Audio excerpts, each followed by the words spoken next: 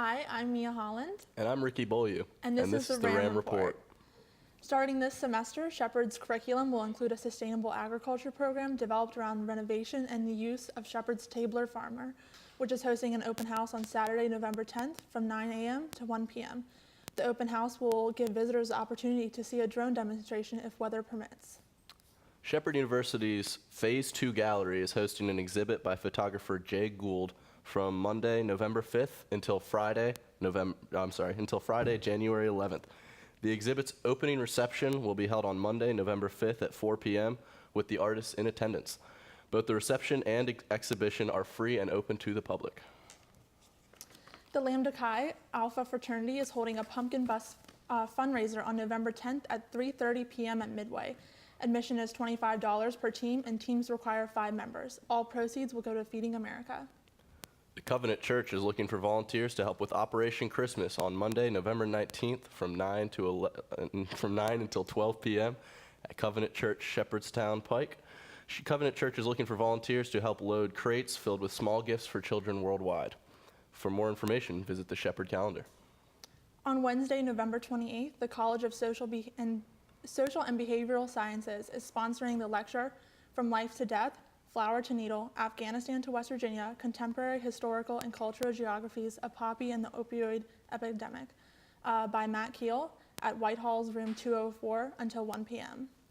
Also on November 28th, there will be a screening of Oklahoma City at the Robert C. Byrd Center for Congressional History and Education Auditorium from 6:30 p.m. until 8:30 p.m., followed by a post-film discussion. If you are interested, please RSVP to Jody Brummage.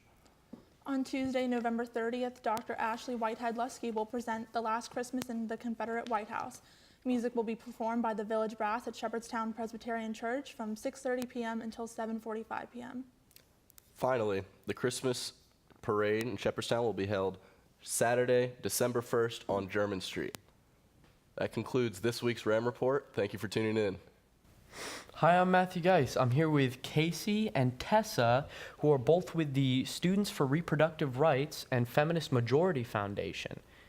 Both organizations have been highly involved in advocating the public to vote in the oncoming election November 6th. So guys, could you please tell us more about the Students for Reproductive Rights and the Feminist Majority Foundation? Sure. So the Students for Reproductive Rights group is a Planned Parenthood Generation Action Club on campus. I'm the vice president, Tessa's the president.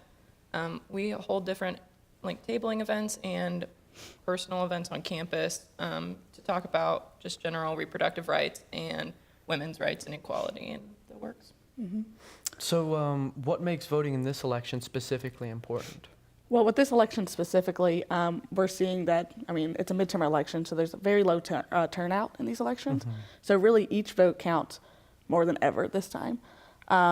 And this current administration, mm-hmm. there's kind of a lot of backlash. So we're hoping a lot of people will be really empowered to actually go to the polls so we can see what I'm personally hoping for, a blue wave, in this mm-hmm. kind of red tidal wave stuff that's been happening. So women's rights have been a hot topic this season due to the question of Amendment 1 and things like that. Could you tell us more about what Amendment 1 is? Sure. So Amendment 1 is a state constitutional amendment in West Virginia this midterm election, and it states that nothing in the Constitution would protect or secure a right to abortion or require the funding of abortion, and there aren't any exceptions written into the amendment for rape, incest, or the life of the woman.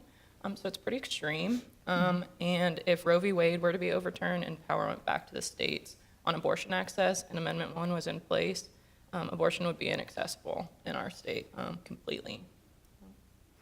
So a lot of people don't vote because they believe their vote won't matter. What do you guys believe, and what would you say to someone who did believe that? Yeah, so like I said earlier, midterm elections usually have about 40 to 50% turnout, or probably less than that actually. So really, it counts even more, especially now. There's only really one election where you can kind of argue that your vote counts a little bit less than normal, and that'd be the presidential election, which arguably is the least important, despite what people think. Mm-hmm. But in local elections and state elections and, the ones that affect your daily lives, there's such low turnout that, it's just that idea that it doesn't matter just isn't true. So the Feminist Majority Foundation is going to be driving people to polls this season. How would someone who needed the transportation be able to ask for that? They can contact either of us. I'm free all day that day, and we'll drive you wherever you need to go to vote. And early voting too. If you can't vote on election day, I can set it up to take you before then. All right. And how would somebody be able to contact you to get that? My student email would be great. Okay. So it's cotto@rams.shepherd.edu. All right. Thank you very much. So, guys, is there anything else you'd like to inform the viewers before we head out? Yeah, definitely vote.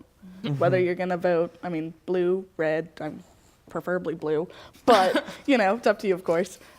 Just make sure you vote. It's super important to be a part of this democracy. Otherwise, we're going to have not a democracy. We're going to have some sort of gross oligarchy, which is kind of what we're almost heading towards since people are so apathetic. So just make sure you're not apathetic and go and vote.